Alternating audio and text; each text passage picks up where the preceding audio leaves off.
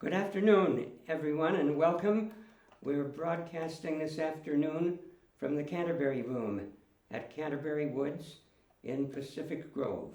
And welcome to everyone. We have a concert today filled with a lot of oldies but goodies. And we begin this afternoon with a song that is the very epitome of an oldie but goodie, with a title that is especially appropriate these days. The title of the song is Smile, and it is especially appropriate for two reasons. First, because unless we look very carefully at the eyes, it's very difficult to see a smile these days, when so much of that very important expression is hidden behind a mask. I heard someone say just days ago that we are all in danger of forgetting what a smile really looks like. And then secondly, because we are surrounded so much these days that leaves us in desperate need of the feeling that a genuine smile can convey. The song was, of course, written by Charlie Chaplin in 1936 as the instrumental theme for the soundtrack of his largely silent film, Modern Times. I say largely silent because there were a few words spoken in that film. Actually, the first words that Charlie Chaplin ever spoke on a film was in Modern Times, but most of it was an old-style silent movie. The instrumental theme that played behind it was beautifully constructed and became famous. Lyrics were added to the song in 1954, and Nat King Cole recorded the first version of the song with lyrics in that same year. And in succeeding years, many famous recordings followed, including ones by Jimmy Durante, Judy Garland, and Sammy Davis Jr. Here it is, Charlie Chaplin's famous Smile.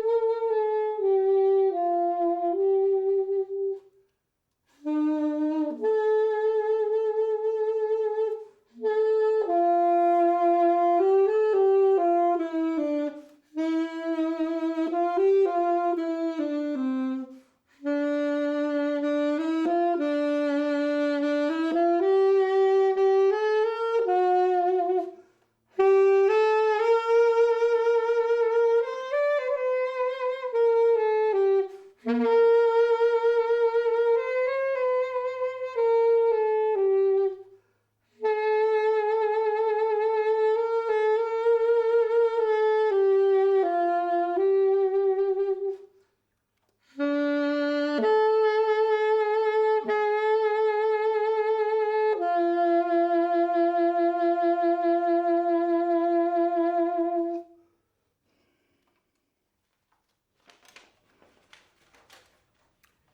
you. Thank you. And now for our second song, we turn to Hoagie Carmichael. You heard a lot 2 weeks ago about Hoagie because he was the composer of Georgia on My Mind. And both Michael on Friday and I on Wednesday of that week, Wednesday on the 20th of January for the Inauguration Day concert, we played Hoagie's famous, very famous, Georgia on My Mind. This is probably the one song that is more famous of Hoagie's productions. Stardust is a popular standard whose title could appear near the top of any list of oldies but goodies. It was composed a few years earlier than Smile, in 1927, and it's one of the most recorded songs in the 20th century. Over 1,500 recordings made before January 1st, 2000. And in 2004, when they finally got around to adding up all of the numbers that they were counting, Carmichael's 1927 recording of the song was one of 50 recordings chosen by the Library of Congress to be added to the National Recording Registry. I have, of course, heard it played and played it myself many times. But my happiest and most rewarding memory of Stardust was on an afternoon at about the same time of day in December of 1957, just a few days before Christmas. My high school music teacher had scheduled an open sight reading fun session with the East High School show band. And he had invited all of the people that he thought would be interested in joining the session who had graduated in the previous 2 or so years. He sent the invitation to my home address in Denver, and my mother had forwarded it to me in Williamstown, Massachusetts, where I was enrolled in my freshman year at Williams College. I checked my train reservations and saw that I was scheduled to arrive in Denver for my Christmas break at 1 p.m. that same day. I could just make it. And I did. One day and a night on the train from Williamstown to Chicago, changing trains in New York. And the next day, after another night on the train, the Denver Zephyr, arriving in Denver at 1 p.m. in the afternoon. I got to the session that was set up in the huge foyer of East High School, just a little bit late.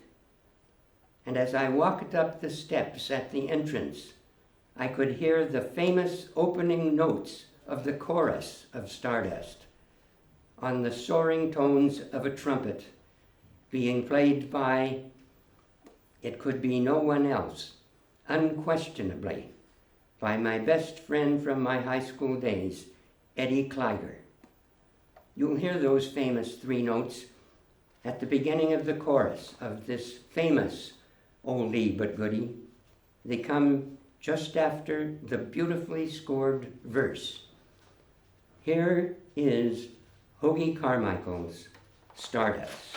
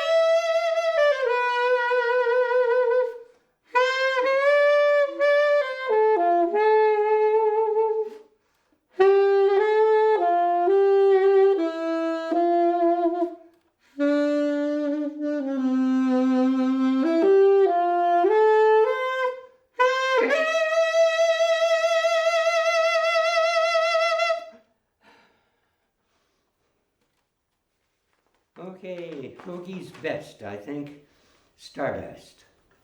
And now, to kind of complete a trifecta, the third most famous song of Hoagy Carmichael, The Nearness of You, written a little bit later, 1938, and recorded by Glenn Miller in 1939 with a vocal by Ray Eberly. And this is set up for my clarinet. So I'll put down the saxophone, lower my stand, and pick up my clarinet.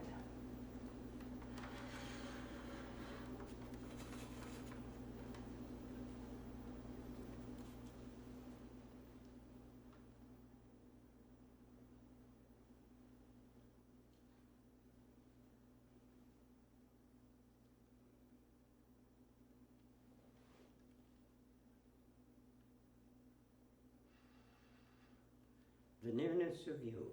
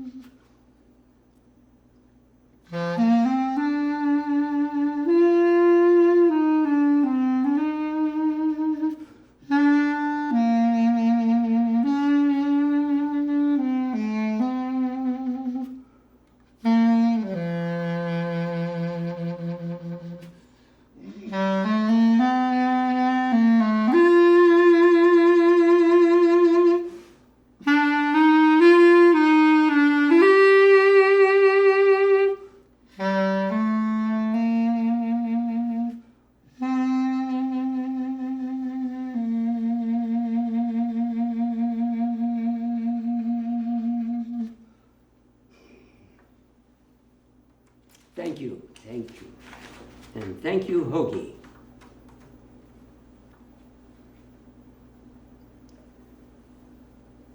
Now this is composed in 1944 by Les Brown and played by Les Brown and his band of renown. They had been, in fact, performing the song for almost a year, but were unable to record it because of the strike from 1942 to 1944 by musicians, the famous 40s musician strike led by James Petrillo. When the strike ended, the band, with Doris Day as the vocalist, had a hit record with the song, Doris Day's first #1 hit. It was finally released in the summer of 1945. The song's release coincided with the end of the Second World War, at least the end of the war in Europe, and became the unofficial homecoming theme for many veterans. Here it is, Les Brown's Sentimental Journey.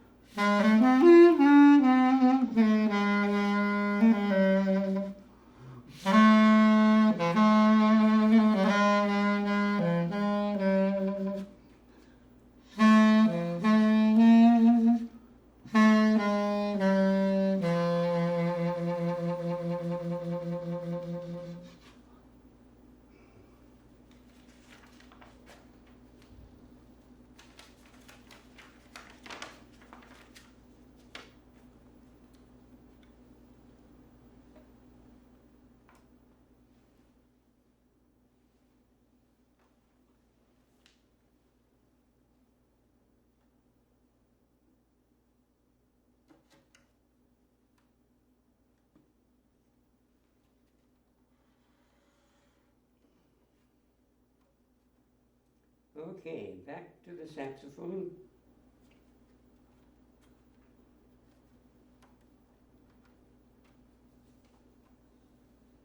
And this is our selection today that salutes classical music, and specifically opera music, operatic music, and even more specifically, tenor arias.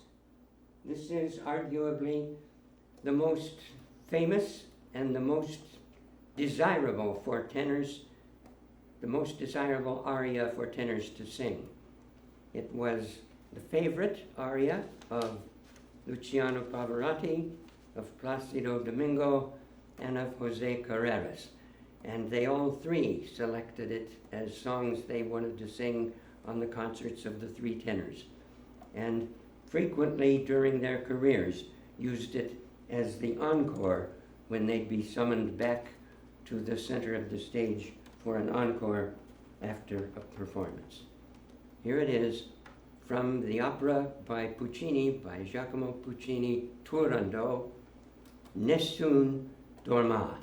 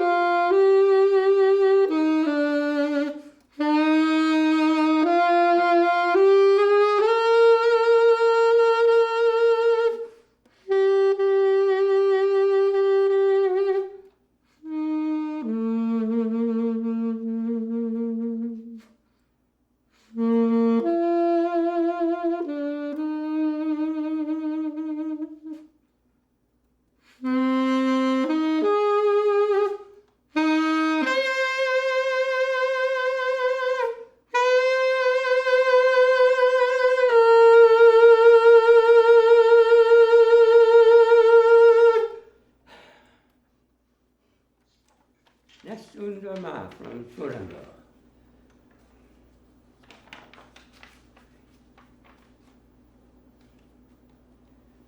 And this is the youngest of the oldies that we'll play this afternoon, You Light Up My Life, written in 1977 by Joe Brooks, originally recorded by Casey Sissick for the soundtrack album to the film with the same title. But the best known version, the one that probably all of you have heard several times, was done by Debbie Boone, Pat Boone's daughter, and that held the #1 position on the Billboard Hot 100 charts for 10 consecutive weeks in 1977, breaking the previous record. And decades after its release, You Light Up My Life was still considered one of the top 10 Billboard Hot 100 songs of all times. Here it is, Joe Brooks' beautiful music, You Light Up My Life.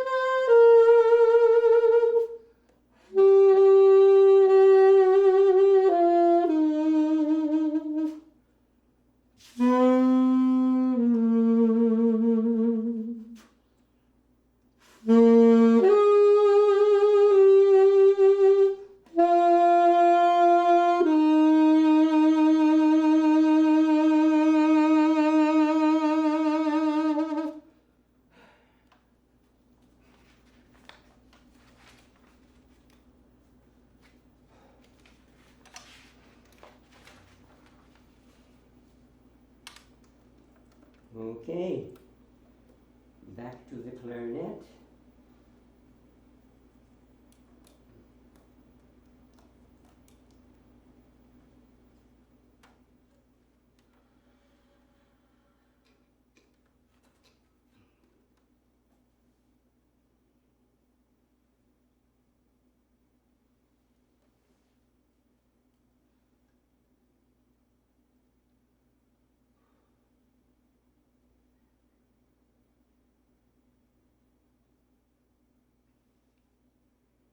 Wilhelm Gross was an Austrian pianist, conductor, composer.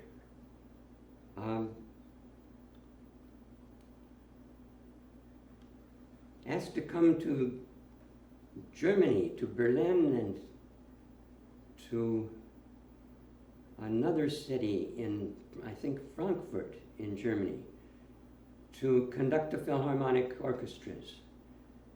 And then the rise of Nazism in Germany warned him to leave.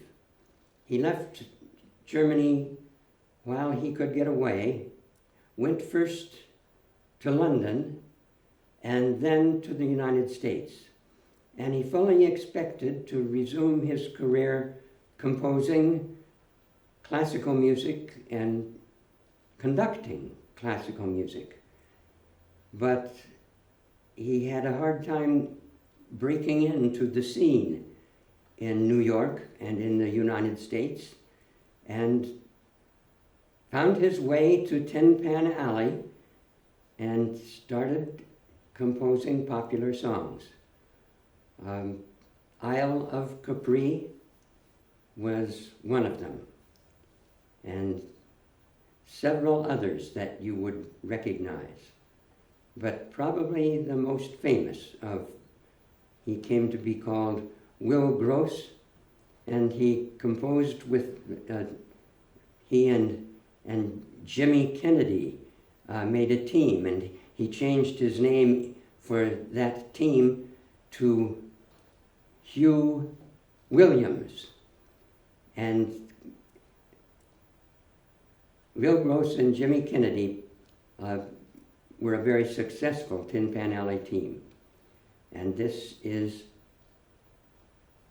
probably their most popular, the Isle of Capri.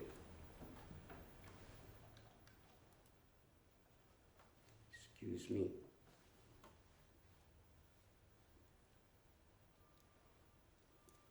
There.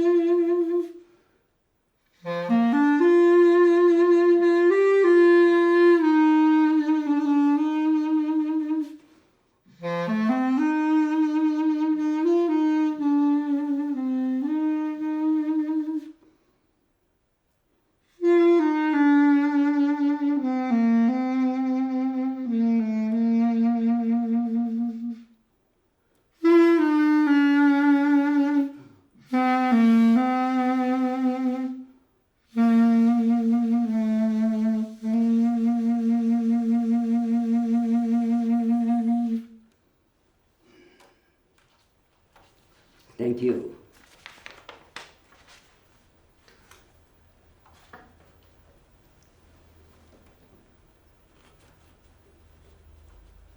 And now, certainly big time in the oldie but goodie set, I Left My Heart in San Francisco. And one of you, when you saw Lois's poster with that in the playlist, wrote back to her, "Isn't it a shame we couldn't get Tony Bennett to come and sing it for us?" My clarinet will do the best he can, not trying to replace Tony Bennett, but the best he can with this beautiful song, I Left My Heart in San Francisco.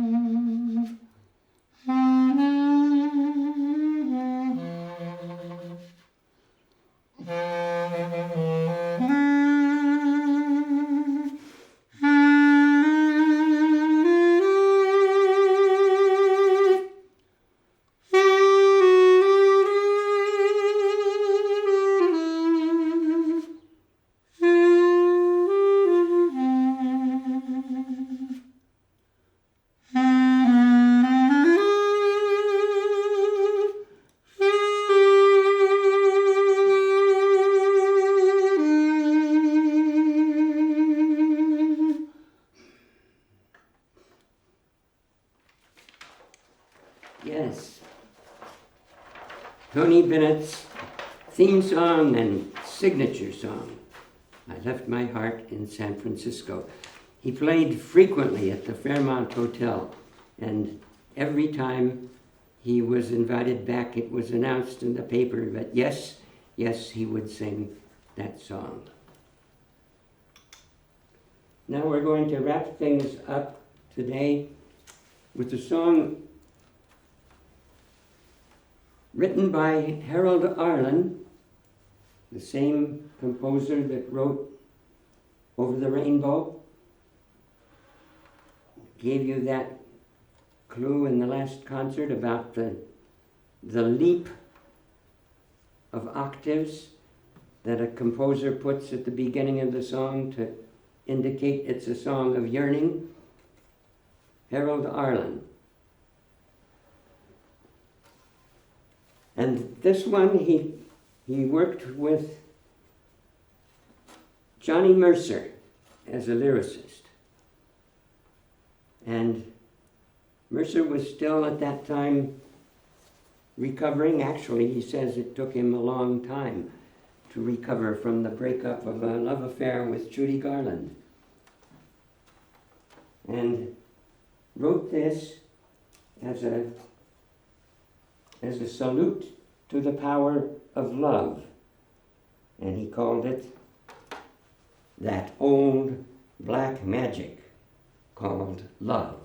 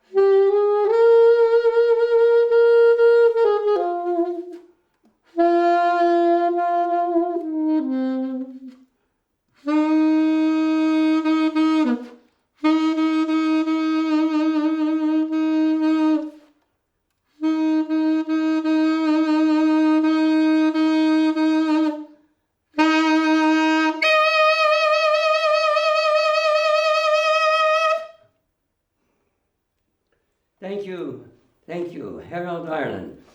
And I hope you noticed all of those octave leaps, many of them, in this composition. Remember, in explaining about Over the Rainbow, the leap, octave leap at the beginning of the song, resolved by a scale going up to the high octave at the end of the song. And in this one, all of the octave leaps, all but one of the octave leaps, are going down. And maybe that's had something to do with Johnny Mercer's discovery of that he could use that music to help somehow resolve his feelings about the end of the love affair with Judy Garland. the famous old black magic. And that's it for this afternoon. Thank you all for being here. I'll be back with you in 2 weeks, and thank you for being here. Good afternoon. Thanks, Jack. Great job. Oh, John.